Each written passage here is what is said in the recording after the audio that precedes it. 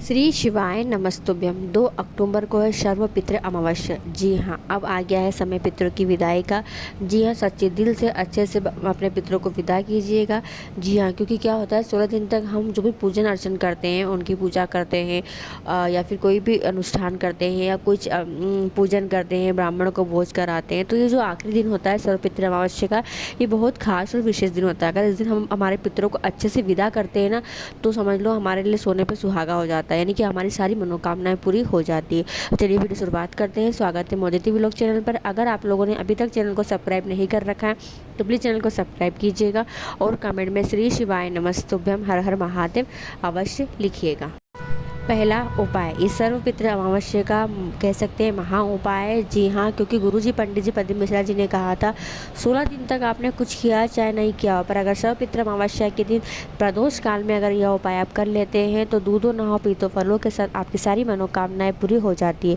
तो दिल की कोई मनोकामना हो, बहुत काफ़ी समय से प्रयास कर रहे हो और अभी तक पूरी नहीं हुई है, कुछ समझ नहीं आ रहा है, केवल एक छोटा सा उपाय करना है। और ये सर्व पितृ अमावस्या का महा उपाय क्या होता है, जब 16 दिन के बाद, जी हाँ, जब हमारे पितृ वापस पितृलोक जाते हैं, जी हाँ, क्योंकि ये 16 दिन तक वो हमारे मृत्यु लोक में रहते हैं, और वो 16 दिन के बाद जब वो पितृलोक जाते हैं तो वो सबसे जाने के पहले एक जगह इकट्ठे होते हैं। और वो स्थान कौन सा है, तो वो स्थान है कुआं बावड़ी का।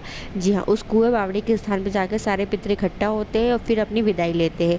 तो करना क्या है, आपको प्रयास कीजिएगा सर्व पितृ अमावस्या के दिन शाम के समय प्रदोष काल में एक दीपक लेके जाइएगा, लंबी बाती का घी का। हाँ जी, लंबी बाती का घी का दीपक लीजिएगा और इस दीपक को आपको कुआं बावड़ी के वहाँ जाकर दक्षिण मुखी बाती का मुख कर कर, जी हाँ, दक्षिण मुखी बाती का मुख कर कर दीपक को प्रज्वलित कर देना है। गुरुजी ने बताया था कि सर्व पितृ अमावस्या के दिन सारे जब पितृ लोग जाते हैं, तो अगर आपने 16 दिन तक उनको कुछ खाने पीने को नहीं दिया है, उनका आपने पूजन नहीं किया है, श्राद्ध नहीं डाल पाए, अग्यारी नहीं कर पाए, गाय को रोटी तक नहीं खिलाई है, तो हमारे पूर्वज भूखे नहीं रहे। क्योंकि अगर वो भूखे जाते हैं तो फिर पितृलोक में उनको उनके संग अच्छा व्यवहार नहीं होता है। जी हाँ, तो करना क्या है, आपको एक दीपक अवश्य प्रज्वलित करना है। पर अगर आप कुएं बावड़ी पर दीपक नहीं लगा पाए, घर के आसपास नहीं है, तो फिर कहाँ लगाओगे, तो घर के मटके के पास भी आप दीपक लगा सकते हो। और घर के मटके के पास भी नहीं लगाना है तो पीपल के वृक्ष के नीचे भी जाकर आप दीपक को प्रज्वलित कर सकते हो। पर जरूर कीजिएगा, सर्व पितृ अमावस्या के दिन पितरों की अच्छे से विदाई अवश्य कीजिएगा। दूसरा उपाय, यह उपाय भी सर्व पितृ अमावस्या पर करना है। जी हाँ, क्योंकि इस दिन पितरों की विदाई हो रही है। जब पितृ की विदाई होती है तो उसके अगले दिन 64 योगिनियों का आशीर्वाद हमको मिलता है। जी हाँ, क्योंकि उसके अगले दिन आती है पड़वा, जी हाँ, एकम तिथि, जिस दिन नवरात्रि शुरुआत हो जाती है। तो गुरु जी पंडित जी पद्म मिश्रा जी ने बहुत विशेष उपाय बताया है।